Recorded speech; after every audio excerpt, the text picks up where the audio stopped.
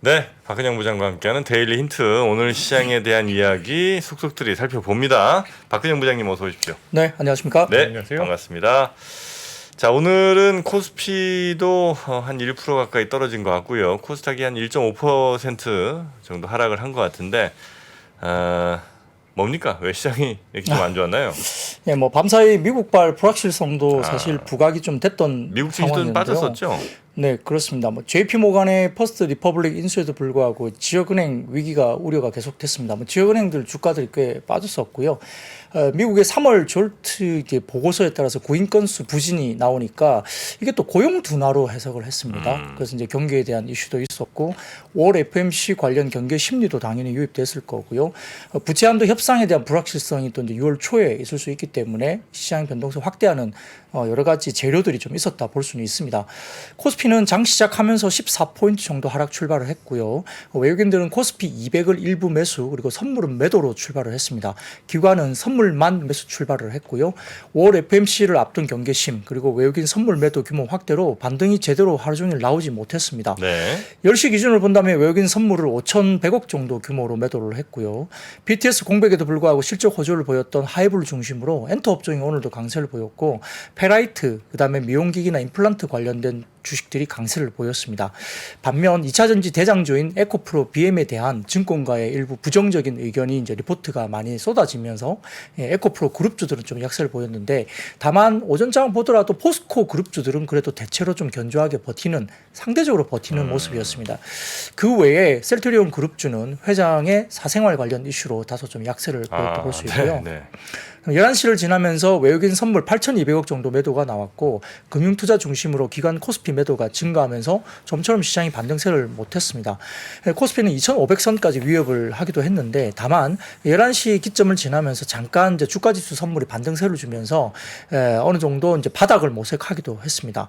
다만 이제 5장 들어서도 외국인들이 선물을 1조 넘게 매도하면서 지지부진한 흐름이 지속됐고요. 전일 기준금리 인상된 호주가 장중 이제 1.4% 가까이 급락했고 홍콩 항생지수도 1.8% 하락세로 약세였습니다. 네. 외국인들은 화학, 전기전자, 철강을 매도했는데 전기전자는 특히 이제 2차 전지 중심으로 매도가 나왔고 반도체는 오히려 매수를 했습니다. 코스닥에서는 유통과 반도체주 매수를 했고요. 기관은 코스피 대부분 매도하면서 코스닥에서는 엔터 일부를 매수를 보였습니다.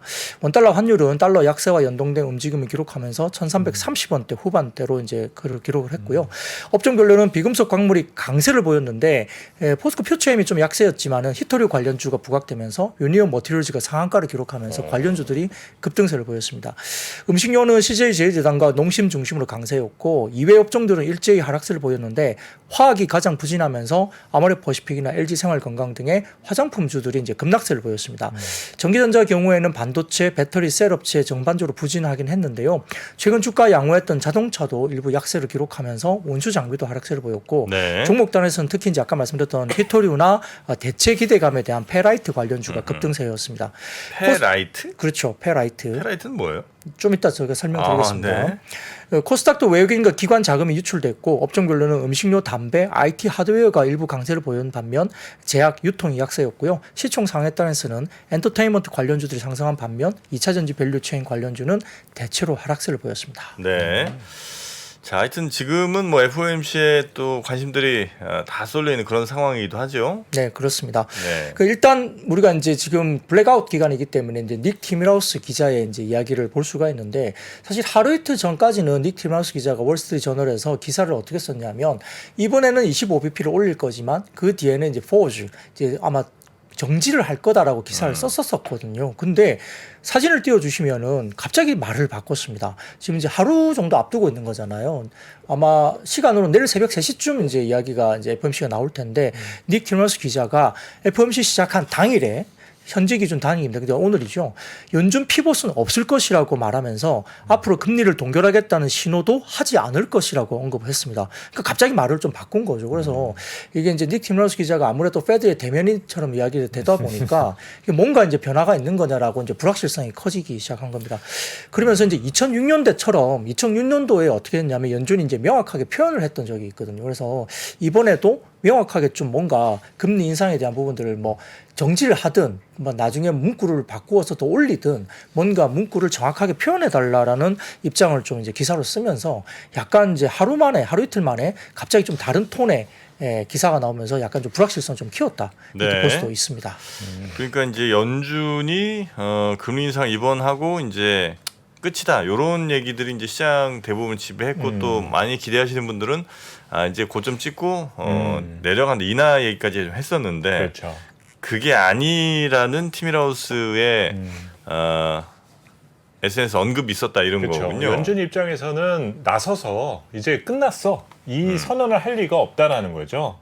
아직 물가가 안정 범위에 들어오지도 않은 상태이기 때문에 당분간 기존 입장을 계속적으로 견제하고 연내 인하는 없어 이런 약간 매파적 발언에 대한 등장 가능성이 좀 크다는 점입니다. 네, 그래서 네. 만약 그런 기대감이 현재 자산 시장이나 시장 금리에 반영되었었던 부분 등이 있다라면 조금 어수선한 분위기가 내일 새벽에 연출될 수가 있겠죠. 그래요. 하여튼 뭐 시장은 전체적으로 좀 안 좋은 분위기가 조금 많이 지배를 하고 있었던 것 같고요. 네. 전체적으로 그러면 안 좋은 상황에서도 조금 돋보였던 섹터가 좀 있죠. 네, 어제도 제가 이제 엔터주 말씀을 좀 드렸었고요. 오늘도 주가가 올랐는데 신고가가 나오면서 사실 지금 현재 신규로 따라잡기는 조금 부담스러운 가격 수준입니다만 시장이 빠짐에도 불구하고 이제 엔터주들은 여전히 이제 강세를 표현했다는 점에서는 오늘 특징으로 말씀드릴 수 있겠습니다. 역시 이제 걸그룹의 컴백이 5월달에 이제 집중되고 있는 상황이고요. 그다음에 앨범 판매량도 상당히 지금 뭐 리코드를 이제 경신하고 있는데 지금 실제 증권가에서는 아티스트의 활동 반경 해외로 또 확장되고 있고 5월에 걸그룹의 대전이 이루어질 정도로 집중적으로 지금 이제 컴백들이 이루어지고 있습니다. 그래서 이런 부분들 때문에 긍정적인 분위기인데 여전히 이제 하이브가 1분기 실적이 좋았었죠. 그리고 특히 이제 앨범 매출이 1,843억으로 이제 185%나 폭증하면서 기획사 중에 앨범 매출이 가장 많이 됐던 게 이제 하이브입니다. 그리고 빌보드 이제 메인 싱글 차트 핫 100 1위를 따냈던 뭐 방탄소년단 지민과 더불어서 이제 이전에 발매된 음반 127망을 팔아치운 세븐틴 포함해서 세븐틴도 이번에 신규든지 한 455만 장인가 선 뭐 판매가 이제 이야기가 네. 되면서 뭐 BTS를 제쳤다 이야기까지 나오고 있는 상황이고요. 그 외에도 뉴진스나 뭐 투모로우 바이 투게더 등등 이제 좋은 성과가 나오고 있고 하이브가 이제 BTS의 솔로 활동을 통해서 입대에 대한 이슈를 거의 공백을 느끼지 못할 정도의 실적을 구가하고 있는 상황입니다. 거기다가 지금 이제 그 팬 커뮤니티 플랫폼 위버스의 1분기 그 월간 활성 이용자 그러니까 이제 MAU라고 하는데 이 부분도 930만 명으로 되면서 전분기보다 10% 증가했다고 나옵니다. 일단 먼저 사진을 띄워주시면 하나투자증권의 리서치 자료인데요. 하이브의 분기별 앨범 판매량인데 보시면 꾸준하게 좋았습니다만 이번에 최대 아마 1분기에 아마 앨범 판매량을 상당히 높이고 있는 모습이 보이고 있는 상황이고 한 군데 지금 아마 이렇게 막 집중되는 건 아닌 것 같습니다. BTS의 몰빵이 아니고 예전은 네, 약간 맞습니다. 좀 몰빵 같은데 네네. 지금 보니까 굉장히 네. 다양한 그룹들이 차지하고 있네요. 포션이. 네, 그렇습니다. 뭐 제일 밑에 아래의 BTS가 회색 부분인데요. 연한 회색이고. 네네, 그렇죠. 그 부분 포지션이 상당히 줄어들면서도 네. 이제 최대치를 하고 있는데 뭐 TXT도 상당히 좋아졌고요. 그 다음에 르세라핌도 일부 나오고, 그 다음에 뉴진스도 노란색으로 이게 나온 부분이 있죠. 위쪽에 많이 늘어났죠. 네, 거기가 뉴진스고. 네네, 뭐 그런 것들이 쭉쭉 올라옵니다. 그러니까 그 네. 빨간색 줄무늬 이발소 같이 있는 게 이제 TXT. 네네네, 주황색이 네. 세븐틴. 네, 네. 뭐 등등등 나오는 거죠. 예. 잘 모르겠어요. 모르시겠죠? 에휴, 저는 좀 압니다. 네. 예, 그래서 이제 결국 이제 한 어떤 뭐 멤버에 이렇게 집중되지 않고 골고루 잘하면서 이렇게 최대치를 나오니까 이거 굉장히 멀티플을 줘야 되는 거 아니냐는 생각을 할 수밖에 없는 거죠. 그 다음 사진을 보여주시면 위버스 관련 지표인데요. 아까 말씀드린 것처럼 그 1분기 월간 활성 이용자 MAU가 930만 명, 전기보다 10% 증가하면서 위버스의 활동이 상당히 활동량이 좋아지고 있습니다. 그런 부분도 상당히 긍정적이고 다음 사진 보여주시면은 스트리밍 서비스인 위버스 라이브 시청자 수도 올라오는데 일단 입점 커뮤니티 수를 왼쪽에 보시면은 계속 올라옵니다. 입점 커뮤니티 수가 82개 정도인가요? 계속 올라오죠. 그래서 아티스트들의 입점이 계속적으로 드러나고 있다는 거고요. 그리고 이제 일부 이제 뭐 SM하고도 이제 연계를 하면서 위버스 입점이 되는 부분도 있는 것 같고, 그 다음에 두 번째는 위버스 라이브 시청 수도 지금 보면 4억 6천만 정도 되는 거죠. 위버스 라이브 시청 수가 네. 4억 6천만 건 계속적으로 올라오고 있습니다. 그리고 월 평균 이용 시간도 계속 올라오죠. 그러니까 전체적으로 위버스 플랫폼에 대한 가치가 계속 올라갈 수밖에 없는 부분이기 때문에 아마 기존의 기획사보다는 이런 부분의 멀티플에 대한 부분에 대해서 아마 플랫폼에 대한 멀티플을 좀 더 구가할 수 있는 회사가 하이브라고 볼 수 있습니다. 여기에 따라서 이제 실적 발표를 앞둔 JYP 엔터나 SM도 판매량 호조에 대한 호실적도 기대할 수 있는 부분이기 때문에 덩달아서 이제 분위기가 좀 좋아지는 분위기이고요. 아까 말씀드렸던 걸그룹의 주요 컴백이 5월달에 집중되고 있는데 2분기에 걸그룹 약진이 기대됩니다. 특히 이제 하이브 같은 경우는 전체적으로 봐서는 총 7팀이 이제 아티스트를 총 보유하고 있는데 5월부터 총 3개 팀이 추가로 되면서 10개 팀까지 올라오는 거거든요. 그래서 이제 보유 아티스트 수가 국내 기획사 중에 하이브가 가장 많습니다. 그리고 아까 말씀드렸던 개별 아티스트마다 절대적인 퍼포먼스가 골고루 잘하고 있다는 점이 이제 볼 수 있고 아까 말씀드렸던 세븐틴 신보가 초동 판매량 255만 장 경신을 최고 이제 경신을 기록했고요. 하이브 소속 걸그룹의 르세라핌이 이제 컴백을 합니다. 그리고 이제 하반기에 한국, 일본, 아시아 투어가 르세라핌이 지금 예정돼 있고요. 네. 3분기 컴백할 뉴진스도 지금 대중에 대한 팬덤도 모두 잡고 있어서 괜찮고요. 이번 8일에는 SM 소속의 걸그룹 에스파가 신규 앨범 발매할 예정이고 12일에는 YG 엔터테인먼트의 신인 걸그룹인 베이비몬스터 어제 제가 7명 중에 2명 빠지고 5명 올라온다 말씀드렸죠. 그래서 7명 중에 어제 이제 종프로님께서 양쪽 2명이 혹시 빠지는 거냐 물어보셨는데 이제 어쨌든 5명이 이제 올라옵니다. 그래서 네. 그게 이제 공식적으로 발표가 될 것 같고요. JYP 엔터도 이제 미국 걸그룹 데뷔를 위한 A2K 이게 이제 아메리카 투 코리아라고 하는 프로젝트입니다. 여기서 이제 오디션 컨텐츠가 이제 나오면서 제3의 시장 개척이 아닌 메이저 시장 진입이라는 곳에서 멀티플 상향 근거가 될 수 있고 하반기에는 하이브도 오디션 프로그램이 이제 나오면서 멀티플 상향이 될 수 있습니다. 그래서 이런 부분들이 골고루 이제 이루어지면서 기획사들이 좋았는데요.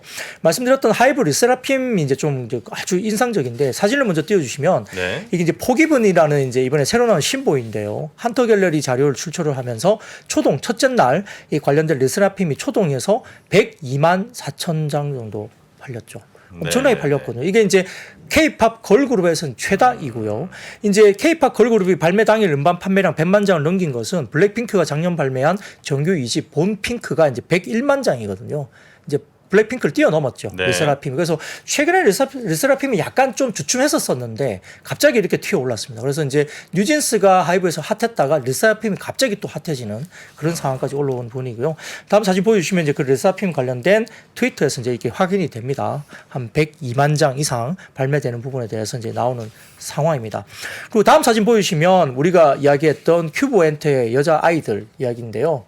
그 다음 사진 좀 띄워주시죠. 네. 그게 이제 이게 뭐냐면 중국 쪽에서 이제 나오는 여자 아이들의 공구 물량입니다. 공구 물량. 그래서 4월 24일에 이제 중국이 이제 발표로 됐는데 최대 판매량이 1최대 판매량 16,602장이 팔리고 총 22만 7천 장 정도가 사전 예약으로 들어와 있는데 일반적으로 이제 중국 쪽에서 빌리빌리에서 중국 공구 물량이 40만 장 정도 돌파하면 러프하게 초동이 한 90만 장 언저리 된다고 이제 추정이 되고 있고 공구 물량이 45만 장 정도 올라오면 초동 100만 장 이상이라고 중국 현지에서 이제 언급이 되는 분위기입니다. 근데 지금 현재 22만 장이 넘어섰고요. 공구 지금 여자아이들이 이제 중국에서만 54만 장 이상 예상된다고 하니까 초동이 한 120만 장 가량 여자아이들이 중국 쪽에서 초동 판매가 가능하다고 이야기되고 있어서 지금 이제 아마 국내 그룹 중에 중국에서 이렇게 팔리는 그룹 중에서는 이제 여자아이들도 상당히 지금은 주목을 받고 오프라인 팬사인회까지 한다는 점에서는 네. 상당히 좀 의미 있는 이슈가 있기 때문에 큐브 엔터도 오늘 주가가 어제 더불어서 또 좋았습니다. 그래서 굉장히 이게 이렇게 공구를 한다라는 거는 공식적인 판매 채널은 없다라는 거예요. 네네 공동구매로 이제 빌리빌리라는 그쪽을 통해서 이제 하는 거죠. 그래서 이제 사전을 받는 건데 나머지 이제 전체적인 어떤 흐름들이 굉장히 올라오고 있다는 점이 상당히 좀 세게 올라오는 부분이죠. 그래서 이제 중국에서 제일 잘하고 있습니다. 여자아이들이. 그래서 이제 좀 최근에 큐브 엔터도 상당히 주가가 좋고요. 근데 이제 이 부분과 관련해서 좀 재밌는 리포트가 있었는데요. KB증권의 리포트가 나왔는데 엔터 산업이 탈세계화에 대한 현재 전 글로벌 시장 흐름 속에서 세계화 흐름을 타는 유일한 섹터가 엔터다. 이렇게 제목을 지었습니다. 네. 그래서 이제 KB증권에서 그 이야기를 나왔는데 엔터 산업의 중요한 특징을 이제 두 가지 잡았는데 첫째는 대체 불가능성인데 이제 예를 들었습니다. 이게 보면은 블랙핑크가 자카르타 콘서트를 했는데 네. 티켓 가격이 대략 130만 루피아에서 380만 루피아 이게 이제 맥스 하나 기준 33만 원 정도 되거든요. 근데 이제 인도네시아 현지인들이 월급이 40만 원에서 50만 원 정도니까 이게 엄청나게 비싼 가격인데 이게 대체 불가능하기 때문에 이 가격이 형성되고 있다. 블랙핑크의 5월 방콕 콘서트 가격도 확인했는데 구석 빈자리에도 불구하고 불구하고 콘서트 티켓 가격이 35만 원 정도였다. 그리고 비싸도 가는 이유가 역시 이제 대체 불가능하기 때문에 동남아에서나 이런 쪽에서도 충분히 가능한 모습이라는 거고요. 다음 사진 보여주시면 그게 나옵니다. 한국의 음악 수출도 보면 대부분 보면은 일본 수출이 이제 약간 그 옅은 하늘색인가 이 부분이 일본 수출이 2010년도부터면 대부분 다 일본 수출이 대부분이었거든요. 근데 2014년도부터 중국의 수출이 꽤 많이 늘기 시작했습니다. 근데 드라마틱하게 그 뒤로는 많이 늘지는 않았습니다만 어느 정도 포지션을 차지하고 있고요. 일본이 조금 줄어들면서 어디가 늘었냐면 노란색이 이제 아시아 쪽입니다. 그게 이제 동남아 쪽이거든요. 아시아 쪽이 많이 늘고 있고 그다음에 빨간색이 북미 쪽입니다. 2019년부터 많이 늘기 시작했고요. 그다음에 유럽과 이제 기타 지역도 늘기 시작했습니다. 그래서 북미와 기타 아시아 쪽으로 수출이 확대되면서 일본 쪽의 중심에서 벗어나고 있다는 거고요. 그러면서도 수출 지표 되게 계속 신고를 이제 경신하고 있다는 거고요. 그다음 사진 보여주시면 49개 국가들의 음반 지출과 GDP인데 보통 보면 최대 시장이 북미 시장에서 미국이 제일 많이 팝니다. 그래서 음악 시장으로서는 중요성은 당연히 북미 시장이 있는데 일본, 독일 다 이제 유럽도 좋지만 밑에 보면 필리핀, 인도네시아, 인디아 등이 이제 쭉쭉쭉 올라온다는 거죠. 그래서 이제 빠른 성장 속도로 인해서 이제 아시아 쪽에 기타 아시아 지역의 성장 속도 상당히 커진다는 거고요. 그 부분이 아까 보셨던 노란색 그래프, 막대 그래프 중에 노란색 포지션이 굉장히 커지고 있다는 점입니다. 그 다음 사진 보시면 소비자 물가보다 더 빠르게 상승하고 있는 콘서트 티켓 가격인데 이게 이제 경기가 좋지 않아서 이 컨슈머 프라이스 인덱스 그러니까 이제 뭐 물가들이 올라가고 있는 부분인데 에버리지 티켓 프라이스는 빨간색으로 엄청나게 치솟고 있습니다. 비약적인 해석이. 네.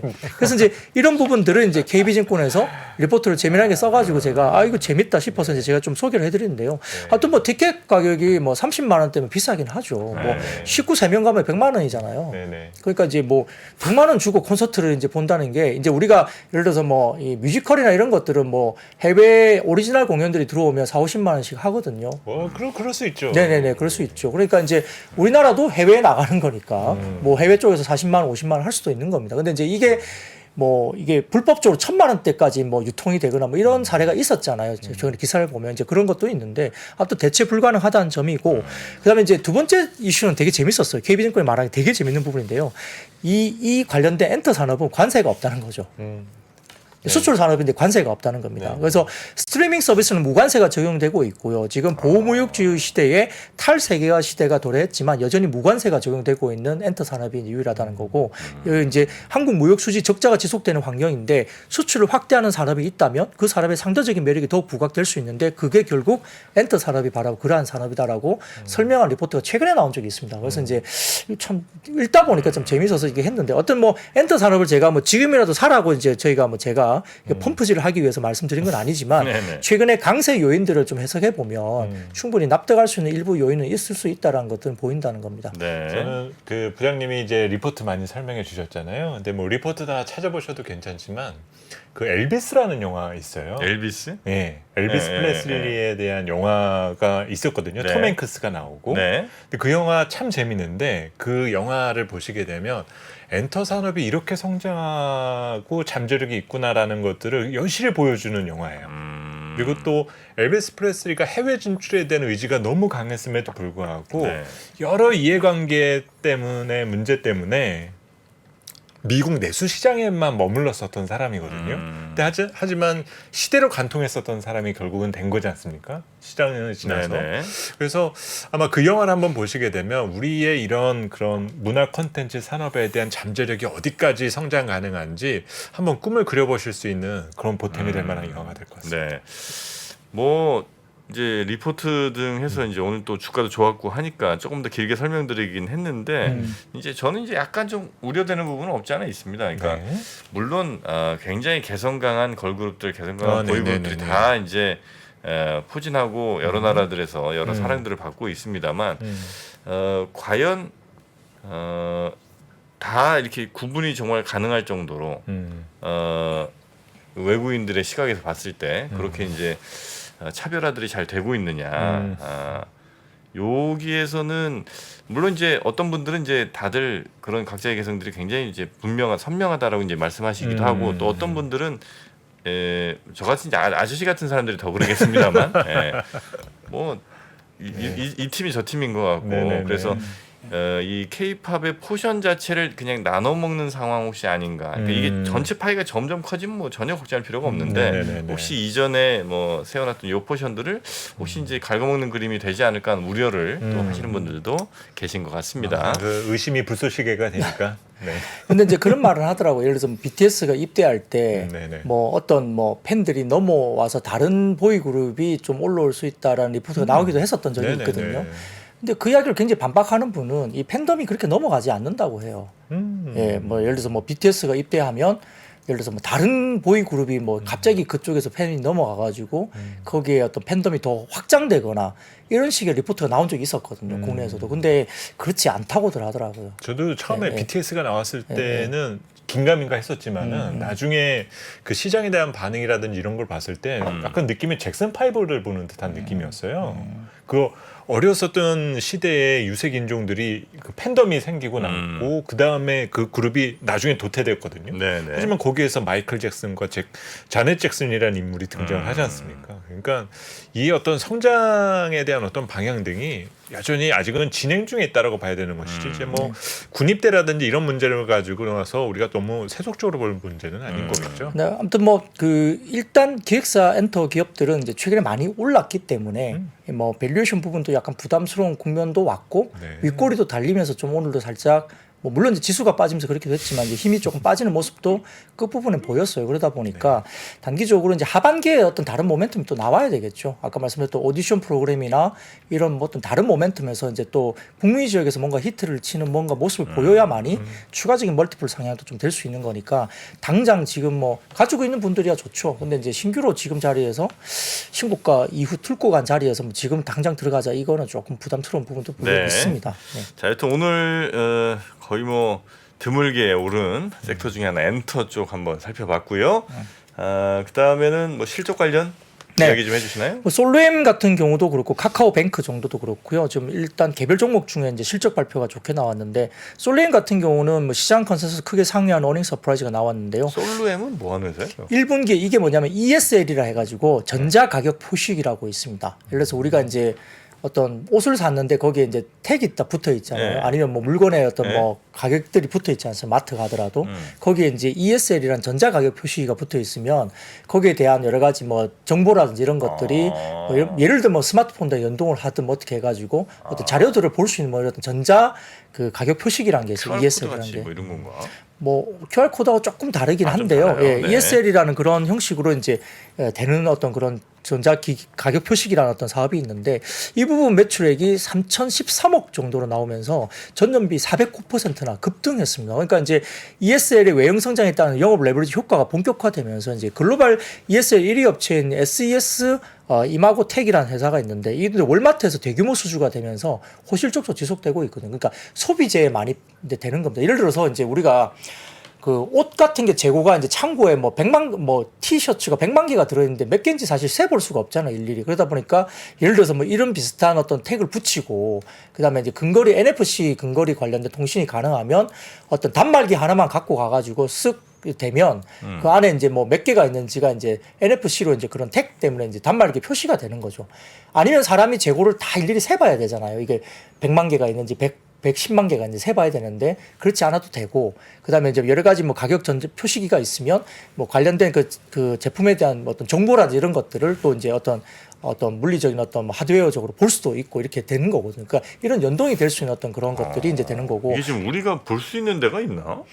국내에서는 글쎄요 ESL이 어떻게 적용되는지 제가 사례를 정확하게 보진 근데 이게 못했습니다만. 이제 신기술로서 굉장히 또 각광을 좀 받고 있는 모양이군요. 네, 이게 이제 이렇게 들어가면 월마트에서도 대규모 수주를 아까 제가 1위 업체에서 했다고 했잖아요. 네. 외국 계에서 했는데 그러면 이제 인건비도 줄어들 수 있죠. 그렇죠. 예, 이런 것들이 들어가면 이걸 이제 일일이 어떤 집계를 하는 사람들이 필요가 없게 되고 네, 인건비도 네, 네. 되고 일부는 이렇습니다. 예를 들어서 뭐 그런 게 이제 나중에 이제 어떤 상업화되면 우리가 이제 캐셔들 통해 갖고 이제 계산도 하잖아요. 일일이 뭐 바코드 찍고 계산도 하는데 예를 들면 이런 것들이 이제 단말과 관련된 뭐 이거 동일한 기술이 아닐 수도 있지만 비슷한 기술로 확장이 되면 우리가 그냥 물건을 사가지고 들고 쓱 나가면 네. 그게 이제 어떤 나가는 쪽에 통과가 되면서 삑 소리가 나면서 이제 그 연동된 어떤 그런 신용카드나 다른 어떤 그런 쪽으로 계산까지도 그냥 한 번에 끝나버릴 수 있는 거죠. 아니면 이제 예를 들어서 도난도 방지가 될 수 있고 이거 들고 이마트 나가다가. 가면 볼 수 있다고 그러네요. 아 그런가요? 네. 네. 제가 뭐 따로 본 적은 없는데 네네네. 근데 그런 쪽과 관련된 부분들이 이제 ESL 전자 가격 표시기가 이제 확장된 개념들이 그런 게 나올 수도 있습니다. 뭐 어쨌든 도난 방지도 되고 그다음에 네, 어떤 네.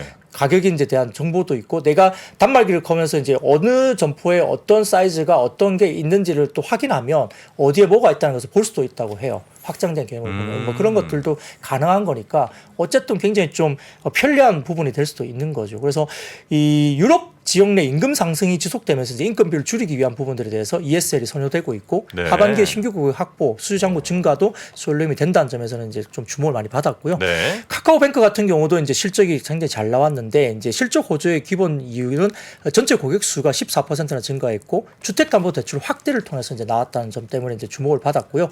핵심 수익성 지표인 NIM도 순이자 마진도 2.62%로 전년 동기 대비해서 올랐습니다. 그래서 이런 부분도 마찬가지고 비이자 수익과 광고 플랫폼 수익 증가도 계속 나왔기 때문에 카카오뱅크 수신 잔액도 40조를 넘어섰고 여신 잔액도 29조 3천억까지 기록하면서 고르게 성장을 보이면서 솔루엠이나 카카오뱅크 등과 같은 실적 호전주도 상당히 좋았다 볼 수 있겠습니다. 네.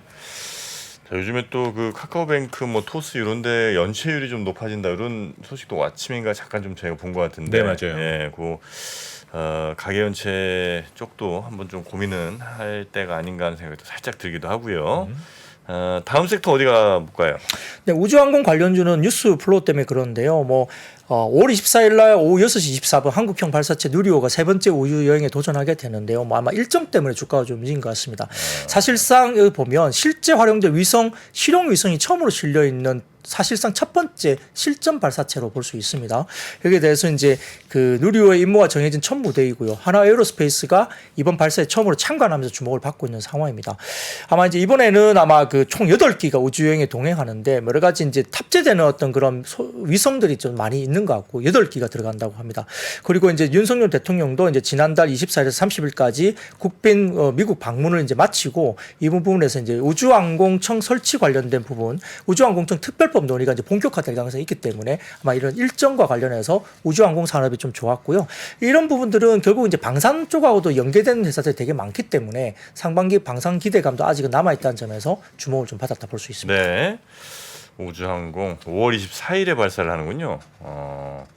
누리호 세 번째 우주여행에 도전하는 거, 그 이벤트가 좀 있었고, 2차 전지 아마 많이들 역시 관심을 가지실 텐데, 네네. 약간 좀 설명 좀 해주시죠 오늘. 네, 에코프로 비행 관련된 목표가 하향 리포트 또는 목표가를 상향 조정했지만 현주가와 크게 차이 나지 않는 목표 주가를 제시했고 그럼에도 불구하고 이제 밸류에이션 부담 리포트 이렇게 이제 리포트들이 쏟아졌습니다. 그걸 쭉 찾아보니까 유진투자증권, 하이투자증권, 신영증권, 삼성증권, 유안타증권, DS투자증권 등등이 목표가 하향 또는 밸류에이션 부담 리포트를 낸 거죠. 그러니까 목표가 상향 조정 리포트를 냈지만 현재가가 별 차이가 없어서 업사이드가 별로 안 남았다 이런 내용들이 되게 많았고 유진투자증권 같은 경우는 뭐 아예 그 목표가를 하향 조정해버렸죠. 아마 20만 원 정도로 내린 것 같습니다.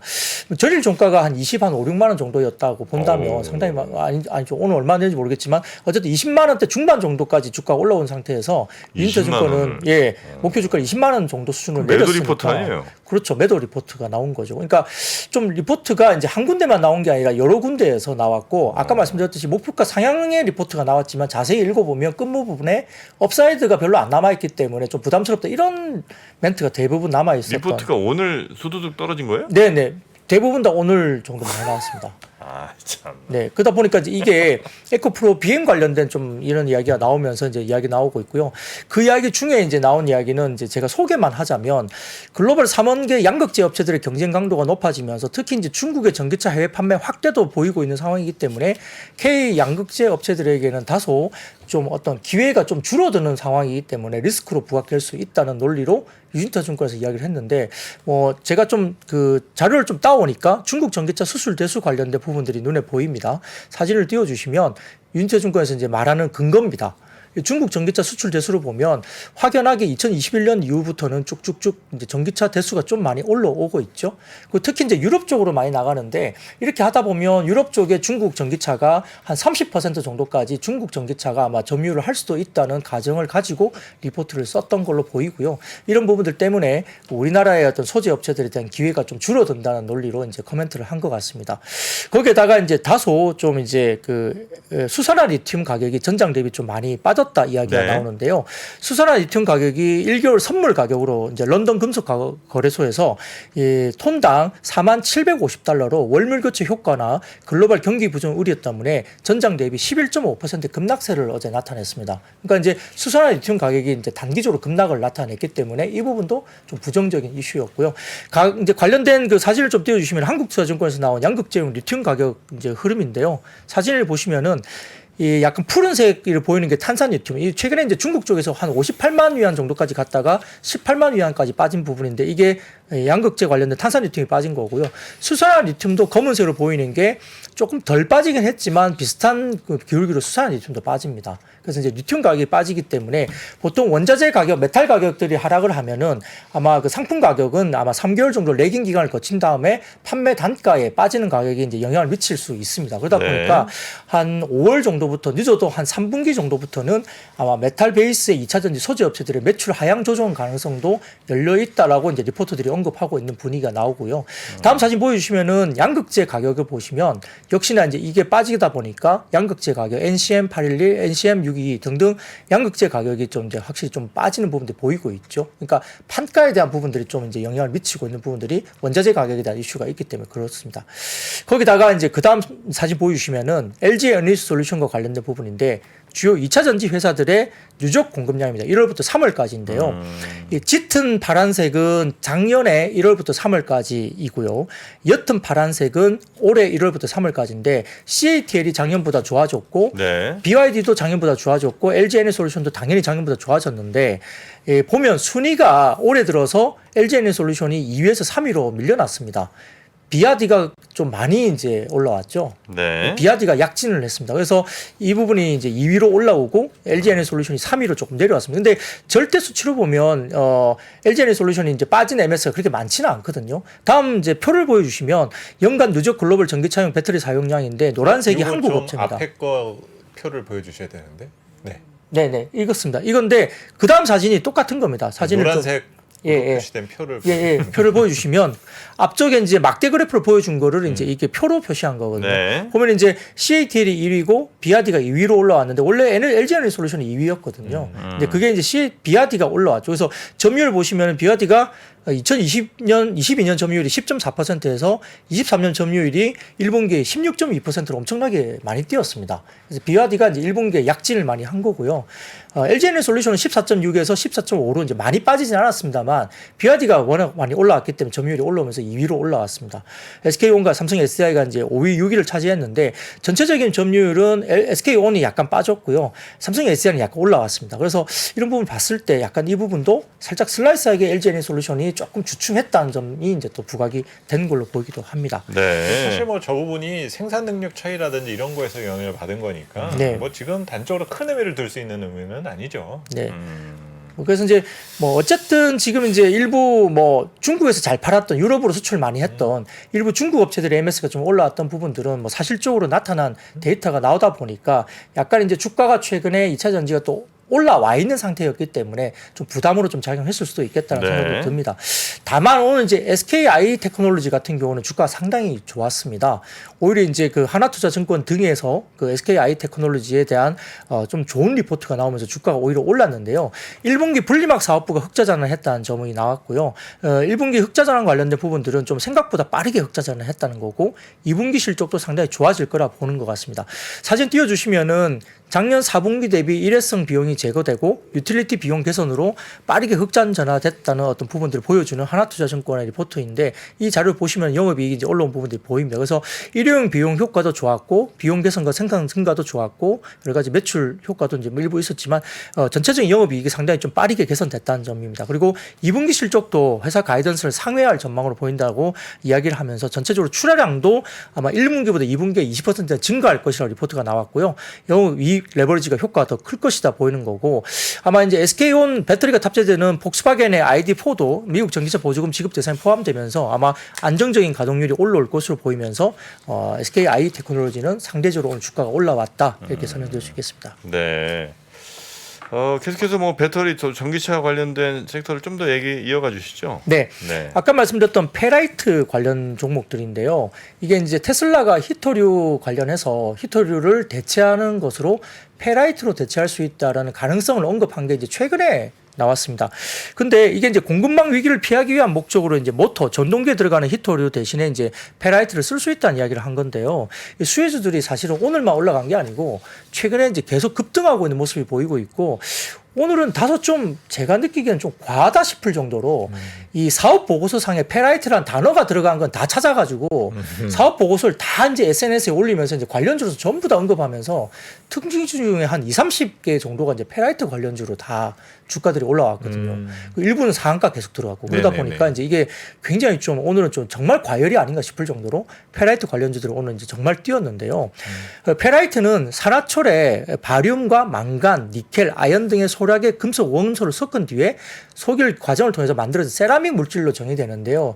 이게 이제 관련 소재를 생산하거나 특허를 보유, 대체재를 생산하는 기업들의 주목을 받고 있습니다. 근데 이게 이제 무선 충전 시스템에서 전류를 흘려주는 매개체 역할을 하는 코일을 보조하는 걸로 이제 알려져 있기 때문에 이 페라이트 코어가 이제 중요하다고 이야기는 되는 겁니다. 그래서 철 성분으로 만들어져서 약간 무겁다고 이야기되고 있고 이 코어가 송신부와 수신부 간의 자속 그러니까 자기력선의 또 묶음에 대한 분포에 영향을 미치면서 이게 좀 말이 굉장히 어려운데 그러니까 자석이에요, 자석. 그렇죠. 네, 예, 그래서 이제 자석이네요. 그거를 코어가 그걸 묶어주는 거거든요. 그 페라이트 코어가 묶어주는 건데 그게 이제 무선 충전 시스템 성능을 좌우할 수 있는 네. 핵심 어떤 기술이다 이렇게 알려진 거죠. 그러니까 이제 이게 이야기되면서 아까 말씀드린 대로 각 종목들마다 이 그 사업 목적 보고서에 그러니까 예를 들어서 분기 보고서 나오는 쪽에 사업 목적 보고서에 페라이트라는 단어가 들어가는 것들 다 찾아가지고 장중에 SNS에 계속 종목들이 올라와요. 뭐 이렇게 여러 군데에서 그러면서 이제 페라이트라는 단어만 들어가면 뭐 관련주다라고 올리니까 관련주들이 막 이렇게 튀는 분위기 보였습니다. 그래서 오늘 특히나 이제 이야기됐던 종목 중에서는 뭐 페라이트 코어를 양산 공급하고 있는 삼화전자의 계열사인 삼화전기, 그다음에 산화철 관련 특허를 보유하고 있는 C큐브, 고성능 페라이트 마그넷 사업을 영위하고 있다고 알려진 유니온 모티리얼 등이 시간에서 연일 부각이 되고 있고요. 그다음에 페라이트 원료인 아연화 제조 사업을 영위하고 있는 한일화학, 아연 망간 사업을 영위하고 있는 태경산업, 그다음에 페라이트 시트, 그다음에 이의 제조 방법과 관련된 전자제품 특허를 출원받아 있는 캐스피온, 페라이트 공정용 필름을 개발한 바가 있는 화성 인도, 금속 페라이트 관련 특허를 보유한 RN2 테크놀로지. 그러니까 이제 관련된 페라이트는 다 관련된 종목들이 이제 찾아서 다 주가가 올라간 거고. 그러니까 약간 좀 과한 반응이 있지 않았나 이렇게 테마주인데요, 생각이 뭐. 듭니다. 네. 그럴 그러니까, 수도 있죠. 네네. 그러니까 이제 테슬라가 그러니까 페라이트가 이제 자석인데 모터에 반드시 이제 필요한 거니까. 네네. 근데 이제 중국이랑 뭔가 갈등 때문에 중국산 히토류 그러니까 자석 같은 것들을 이제 못 쓰면 요걸로 이제 가지 않을까. 사실 뭐 기대감에 생산 환경에서 대체재에 대한 수요는 언제든지 있으니까요. 그리고 항상 연구할 만한 부분이고 이게 과연 이제 실용화 가능성이 있느냐, 네. 그리고 수율이 나오느냐 이런 것들이 이제 가장 좀 중요한 부분이니까 맞아요. 그게 검증되기 전까지는 테마주다 이렇게 생각하시면 되죠. 뭐. 또 이제 페라이트가 아까 말씀드린 대로 처리 때 무겁다고 말씀드렸잖아요. 그래서 일부에서는 또 저는 이제 정확한 기술을 모르지만은 이게 좀 무거워서 탑재 자체가 좀 굉장히 허들이 있을 거란 말도 하더라고요. 그러니까 이제 단순하게 이게 페라이트 관련주라서 막 좀 뭐 3일 상한가 뭐 이렇게 가는 거는 제가 보기에는 좀 과하다. 오늘 그리고 아까 말씀드린 것처럼 뭐 어쨌든 사업 보고서상에 페라이트란 단어만 다 찾아가지고 관련 종목이라고 계속 SNS에 하루 종일 언급이 되니까 종목이 너무 많습니다. 그러니까 이건 좀 과하지 않나 싶은 네. 생각이 듭니다. 정말 열심히 열일을 하시는 투자자님들이시잖아요. 네. 저는 박수를 보내드리고 싶습니다. 열심히 찾아서 그럼요. 네. 이런 노력 없이 어떻게 수익이 네, 날 수가 네, 있습니까?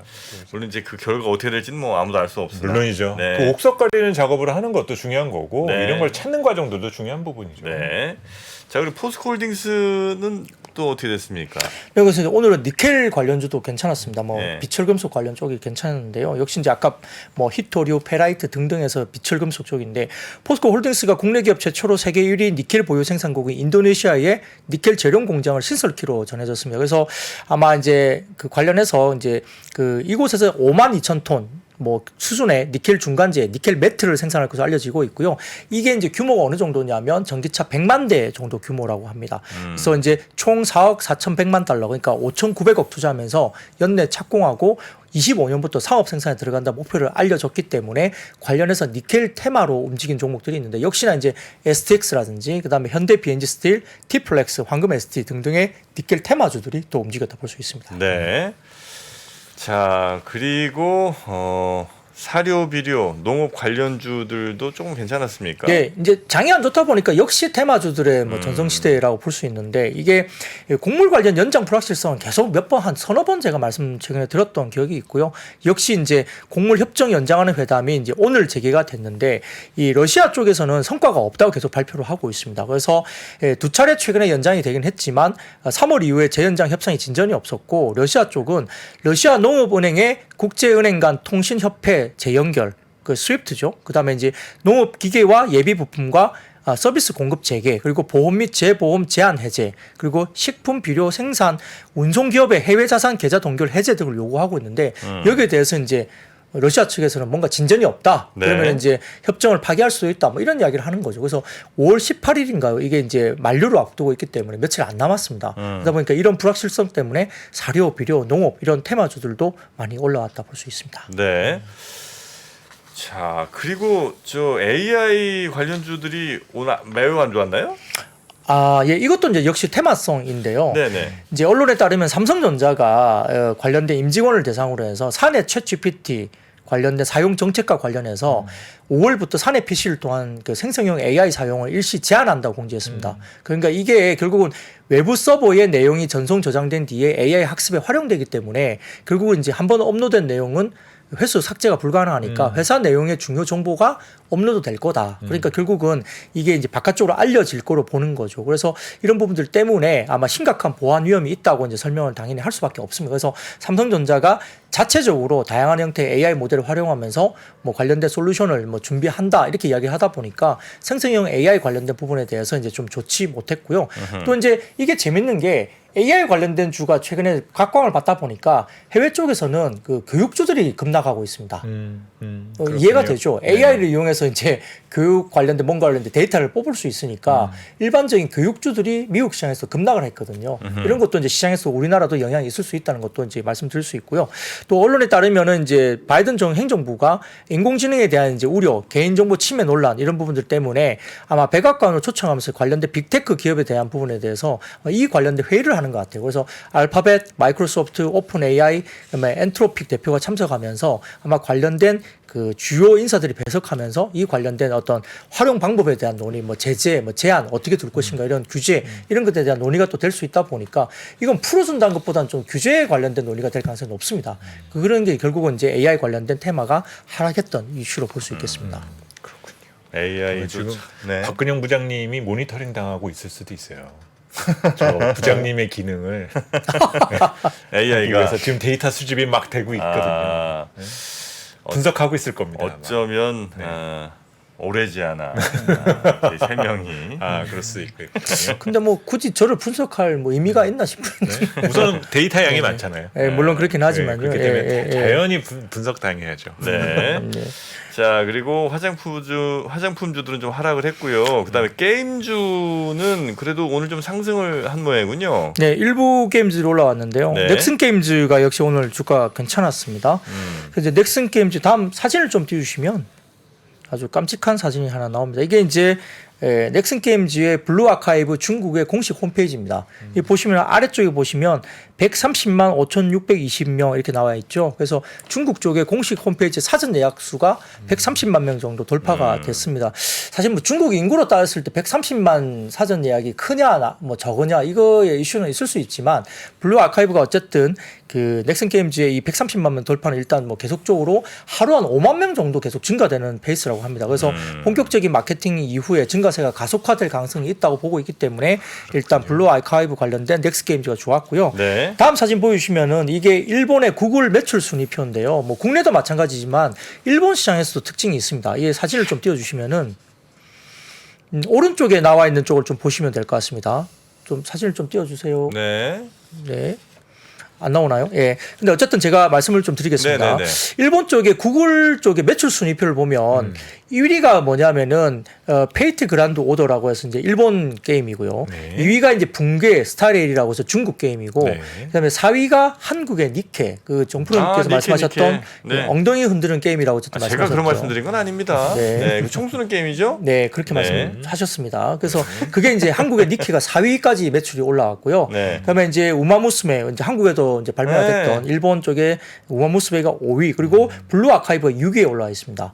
그래서 이제 한중일 3파전에서 이제 어떤 국내 게임도 어느 정도 중국 게임도 잘하고 있지만 국내 게임도 일본에서도 매출 순위에서 굉장히 많이 올라와 있다는 점이죠. 네. 니케도 그렇고 이제 아까 말씀드린 블루 아카이브. 그러니까 이제 넥슨 게임즈나 시프트업 같은 경우도 상당히 선전을 하고 있죠. 그래서 넥슨 게임즈가 일정 글로벌에서의 어떤 부분들이 좀 이제 인정을 받으면서 오늘 주가들이 넥슨 게임즈 좀 괜찮았다 네. 볼 수도 있습니다. 그 외에 뭐 은행주들도 좀 하락하고 정유주도 좀 하락하고 전체적으로 좀 하락한 종목들이 많은데 우리 센터장님께서는 좀 어떤 섹터 조금 혹시 오늘 눈여겨보신 섹터 좀 있었나요? 뭐 저 역시 아까 엔터주들이 가장 엔터주. 흥미로웠었어요. 그래서 최근 기세가 워낙 강한데 2차 전지주들이 쉬면서 좀 시장에서는 손바뀜이라든지 다른 유동성 쏠림도 많이 기대들을 하고 있잖아요.